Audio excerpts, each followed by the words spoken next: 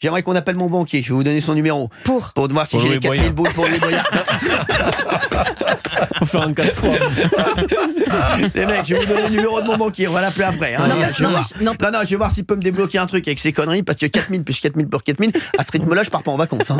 N'empêche, Cyril, il faudrait quand même. Non, mais c'est quand même une somme. Non, mais sans rigoler. C'est quand même une somme. On rigole, mais 4000 boules. Christophe de Chavannes, 1200 €. Et moi, je vais vous dire surtout, je voudrais dire aux auditeurs d'Europe 1, regarde, la France. Alors, je vais vous résumer la France en une phrase. La justice a tranché 4000 € pour Louis Boyard.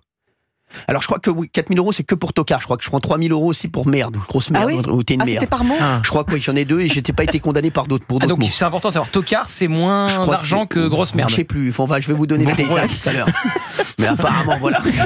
Oui. Et attendez. L'Arcom. Mais voilà ce que je voulais dire. L'Arcom, la police des polices. Ah voilà. Non mais c'est vrai. C'est la police des polices. C'est, vous vous rappelez, c'est Ripou contre Ripou. Non mais franchement, c'est vrai. Non mais c'est les bœufs carottes. L'Arcom, les bœufs carottes. Ils ont mis 3,5 millions d'amende. Non mais ça, les mecs, 4000 €, 3,5 millions d'amende plus la perte de la chaîne. C'est-à-dire, voilà. Donc j'ai un exemple à vous prendre, Cyril, pour vous montrer un peu dans quel pays on vit et comment on marche sur la tête. Il y a quelques semaines, un délinquant a été condamné pour avoir foncé en scooter, en motocross, à Schiltigheim, dans l'est de la France, sur un policier. Il aurait pu le tuer, il a fait un délit de fuite. Est-ce que vous savez le montant de l'amende qu'il a pris ? Non, dites-le moi. 150 € d'amende. Non, c'est pas vrai. Il a pris 150 € d'amende alors qu'il a failli tuer un policier. C'est énorme. 150 € d'amende. Ça, je vais le dire ce soir aussi. Et moi, parce que j'ai pas de chroniqueur de Et on a talent. une personne qui a frappé un médecin généraliste dans son cabinet. Et il a eu des travaux d'intérêt général. Oui. Bien sûr, non mais c'est incroyable. Non, mais vous vous rendez compte ou pas dans quel pays on vit? J'aimerais que les auditeurs réagissent.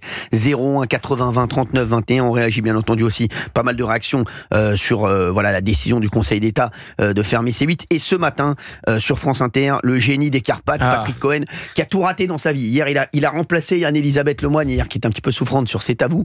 L'émission a perdu je sais plus combien de téléspectateurs. Ils ont jamais fait un record à la baisse comme ça. Non mais c'est lui, c'est quand même lui. Il les met tout à côté. Il faut mettre la musique du changement de joueur là. Non mais c'est vrai. Non mais Patrick Cohen, il donne des leçons à tout le monde. Il a jamais fait un truc qui a marché. C'est quand même le 3e couteau. Le mec, c'est pas Guy Degraine, hein. C'est le 3e couteau. C'est le 3e couteau partout où il va. Il donne des leçons à tout le monde. Patrick Cohen. Non mais franchement, Patrick Cohen. Non mais ça fait des années qu'il est à la télé. Franchement, c'est le père Fouras de la télé, sauf qu'il a jamais résolu une énigme, lui. Non, mais c'est un truc de fou. Alors, ce matin, parce qu'on va écouter Patrick Cohen, qui a donc sur la fermeture de C8, et là, bien entendu, ils y sont allés.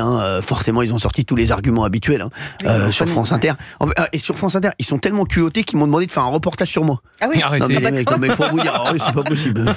Eux, ils sont tranquilles. Il y a aucune, y a aucune face. Les mecs, ils m'appellent, on veut faire un reportage. Ça sur la dernière, on voudrait venir. Mais bien sûr, je vais dire à France Inter, venez, je vais vous servir. Qui veut un Oasis? Merci. Prenez un Oasis pomme cassis, c'est mes préférés. Merci, c'est pour moi, c'est cadeau. Faites attention, c'est plein de sucre. Faites attention au cholestérol. Merci. Ils osent tout quand même. Ils osent tout. Et eux, c'est des fous. Mais on pouvait. Peut-être, je m'attendais pas à des larmes venant de France Inter sur la fermeture de C8, ni à des mots de compassion. Je m'attendais pas à des larmes, mais je m'attendais pas de la bêtise. Voilà. Je pensais qu'un silence décent serait au moins de mise. Mais là, non. Non, même pas de silence. Parce que des larmes, de la compassion, de la confraternité, Valérie, avec ton cœur pur, on peut attendre encore longtemps. Il n'y aura pas de confraternité pour les 400 salariés, employés de C8, ça c'est sûr. France Inter, qui est une radio de gauche et qui devrait évidemment se soucier de l'avenir des salariés. Dans l'édito de Patrick Cohen, rien, les salariés qui sont... Ils s'en fichent, ils s'en moquent. On va l'écouter. Bon, alors je le dis tout de suite aux auditeurs d'Europe 1, ça va être un petit peu difficile pour vos oreilles. Benaïm, vous pouvez enlever votre appareil auditif, ça sert à rien que vous écoutiez. Merci. Non mais c'est vrai, Benaïm, tu peux enlever ton appareil, c'est bon. Elle n'entendra rien comme d'habitude, ça sera beaucoup mieux. Vous voulez que je vous dise, restez dans le silence, c'est ce qui vous va le mieux. Merci, écoutez.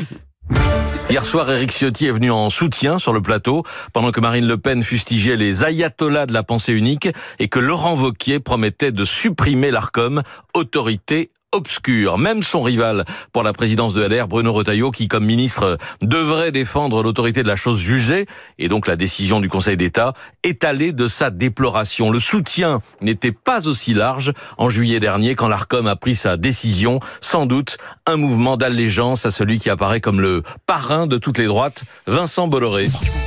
Alors le parrain, écoutez, le mot parrain, moi ce que j'aime. Moi je voudrais revenir sur ce mot, Cyril, parce qu'on sait ce que c'est. Le parrain, le sous-texte, c'est mafieux, quoi. Oui, Don Corleone. Enfin, franchement, mais écoutez, les mots ont un sens, il faut faire attention. Surtout Patrick Cohen connaît le sens des mots. Mais Valérie Benaïm, 2 petites secondes, s'il vous plaît. Patrick Cohen, vous croyez vraiment? Il y a Vincent Bolloré. Vous voyez le T de Toblerone? Vincent Bolloré, il est sur le T. Voilà. Et Patrick Cohen, il est même pas sur le E. Il est sur les Toblerone au pluriel, il serait sur le S des Toblerone. Mais les mecs, vous croyez vraiment que Vincent Bolloré, franchement, à un moment, il va penser à Patrick Cohen? Mais Patrick Cohen, il est même pas dans son champ de vision, les mecs. Vous savez, sans rigoler, les mecs, vous croyez quoi? Patrick Cohen, il parle de qui? Parce que si j'appelle Vincent Bolloré, je dis Patrick Cohen, il me dit c'est qui l'opticien? Non mais franchement c'est vrai, non mais les mecs, on sait pas qui c'est, il sait même pas qui c'est, je vous jure que c'est vrai, il ne sait pas qui est cette personne.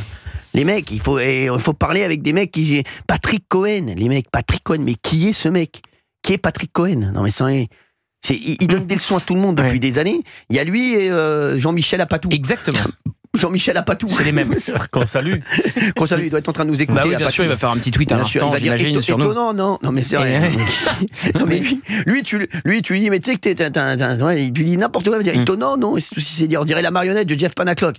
Non, mais sans déconner. Mais dans quelle psychologie il faut être pour se réjouir, comme l'a fait Patrick Cohen ce matin, de la fermeture d'une chaîne? Il faut être dans une psychologie. On n'aime pas un animateur, on n'aime pas une émission. On se réjouit de l'entièreté de la fermeture d'une chaîne, de ces 7 quotidiennes, 7 hebdos qui vont s'arrêter? Il ferait mieux de s'occuper de ses audiences et de se dire, voilà, comment ça se fait que ça marche pas et que ça marche très bien. À un moment, il faut se poser les bonnes questions. À un moment, les mecs, les seuls.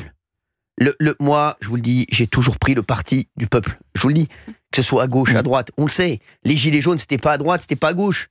Les gilets jaunes, c'est moi qui j'ai voulu leur donner la parole. Je prendrai toujours le parti du peuple et je donnerai toujours la parole au peuple. Regardez, regardez d'ailleurs, il y a un tweet qui vient de tomber. Ils ne sont pas les bons médias. Je n'étais pas la bonne victime. Claire Géronimi. Quand j'ai voulu témoigner de mon viol commis par un OQTF, peu de médias ont accepté de m'écouter. C8 via TPMP a été l'un des seuls à me donner la parole. Aujourd'hui, on les fait taire. Voilà, oui. Non, mais vous vous rendez compte, c'est très fort ce que dit Claire. Écoutez, je lis, voilà, c'est incroyable. Aujourd'hui, on les fait taire parce qu'ils dérangent, comme j'ai dérangé. Pourtant, nous voulions seulement dire la vérité aux Français. Dans le pays qui s'est toujours présenté comme le défenseur ultime de la liberté d'expression, certains discours valent plus que d'autres. Regardez ce qu'elle dit. Quand j'ai voulu témoigner de mon vol commis par un OQTF, aucune chaîne, aucune radio, aucun média n'a voulu lui donner la parole. Seul C8 m'a écouté via TPMP. Merci à elle. Merci Claire, qui est exceptionnelle, Claire, que j'embrasse fort et qui a un énorme courage. Essentiel son tweet. Aujourd'hui, on les fait taire. Vous vous rendez compte? Parce qu'ils dérangent comme j'ai dérangé. C'est ça. Pourtant, nous voulions seulement dire la vérité aux Français. Bravo Claire. Parce que des Français qui pensent comme elle, il y en a des millions. Pourquoi sommes-nous aujourd'hui les plus écoutés, les plus regardés? Tout simplement pour ça. Parce qu'aujourd'hui, les Français en ont marre qu'on leur cache des choses. Je le pense vraiment. Mais dans le même principe, Cyril, sur les gilets jaunes, ils sont venus à vous et vous les avez écoutés, vous avez ouvert votre plateau. J'imagine qu'avant vous, ils ont été voir aussi d'autres plateaux. Et ce n'est qu'après coup, quand les autres télés, les autres émissions ont vu que chez vous, il se passait quelque chose, qu'ils se sont dit, pourquoi, Valérie, parce qu'à l'amorce des Gilets jaunes, moi je suis allé direct les voir de suite à Pau. Et certains copains m'ont dit non, on n'y va pas, c'est du populisme, je sens pas le truc. Ouais, il y avait une méfiance terrible, alors que les personnes qui étaient là, elles avaient leur vie à raconter. Je vais vous dire la vérité. Et il y avait ce regard-là, tu sais. Je me méfie beaucoup plus des médias, des autres médias, que du peuple. Croyez-moi. Et je me méfierai toujours plus des médias et de certains journalistes que du peuple. Voilà. Et aujourd'hui, je pense que ça m'a réussi. Excusez-moi. Hein, donc je continuerai dans ce sillon.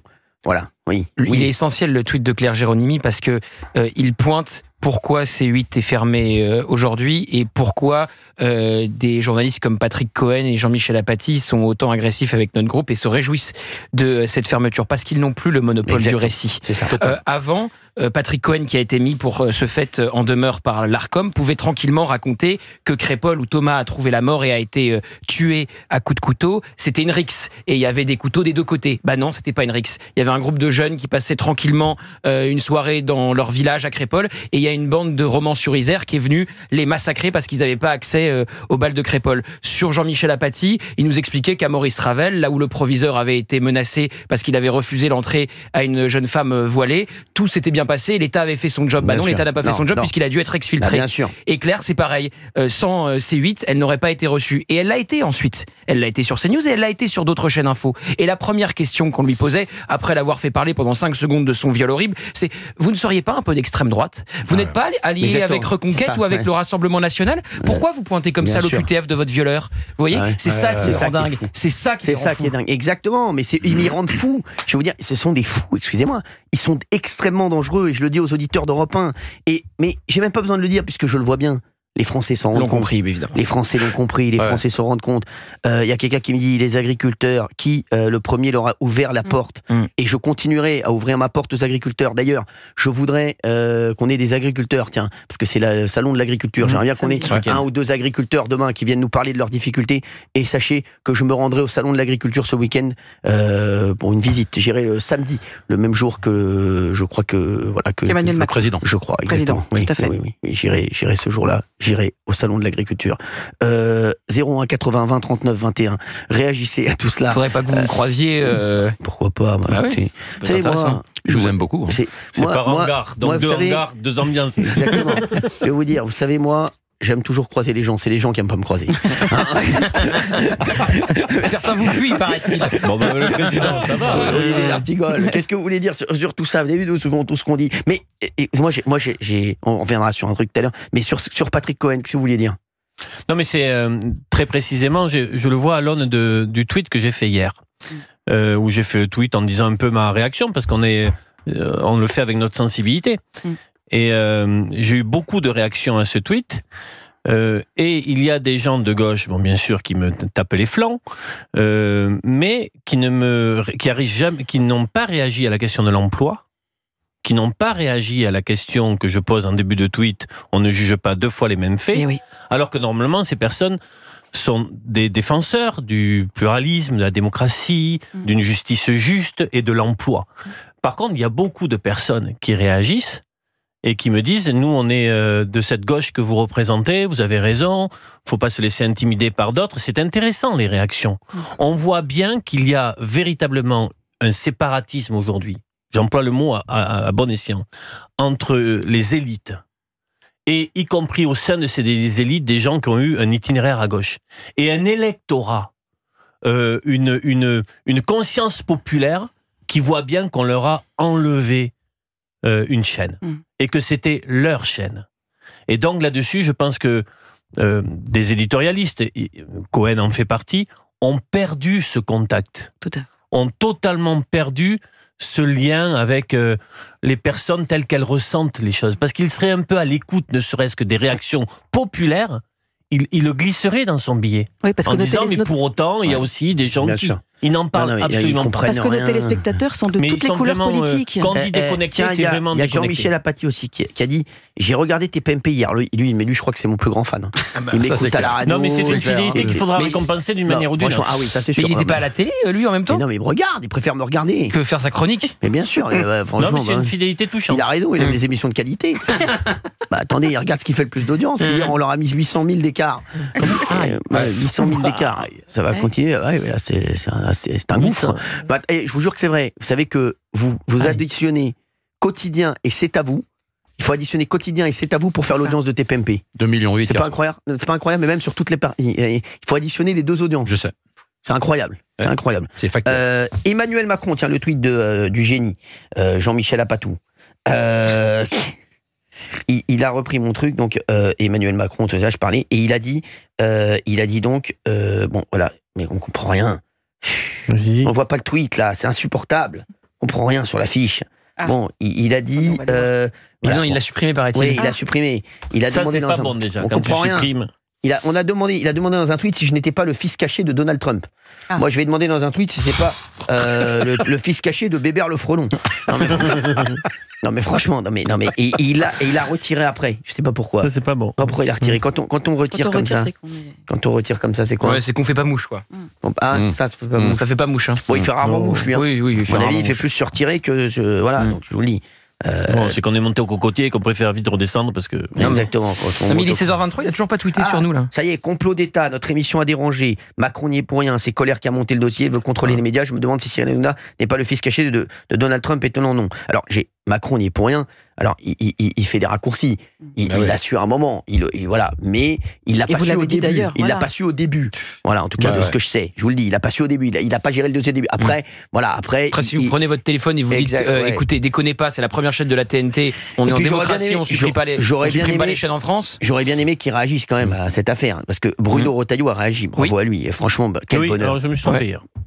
Quel bonheur. Je me suis trompé, j'avais annoncé que je t'avais dit, il prend des libertés avec le président de la République assez souvent, il réagit. Il l'a fait. Tous les ministres n'ont pas réagi. Et je veux dire, ça les embête que Marine Le Pen ait réagi hier. Elle a fait un long tweet, ça les embête tellement. Ils sont tellement énervés. Mais ils sont tellement énervés que d'ailleurs, Jordan Bardella sera avec nous à la télé ce soir. Ça va les emmerder. Il sera en duplex avec nous de Washington à 20h. La ministre de la Culture n'a pas réagi, par exemple. Ministre de la Culture. Ah, c'est vrai, Rachida Dati. Elle n'a pas réagi. Exactement. C'est vrai, Rachida Dati n'a pas réagi. Et normalement, c'est de sa compétence. Comme certaines personnes du groupe. Tout le monde ne réagit pas. Non, c'est vrai.